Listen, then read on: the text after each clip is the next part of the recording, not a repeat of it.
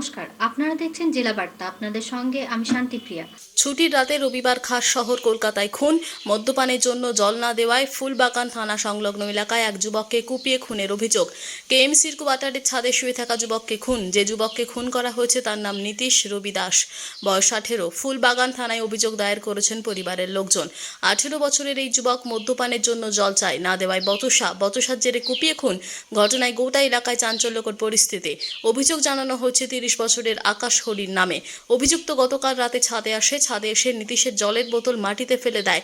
এরপর নীতিশ বারবার জলের বোতলটা চায়, কিন্তু জলের বোতল দিতে চায়নি অভিযুক্ত।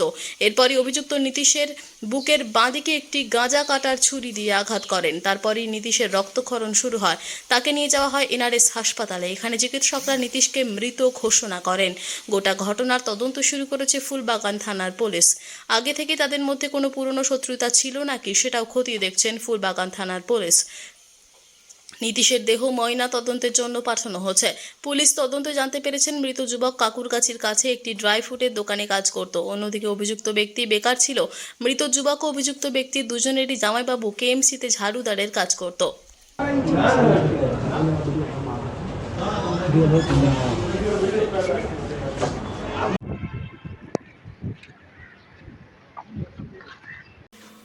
আজকে জেলা বার্তা এই পর্যন্তই। নমস্কার।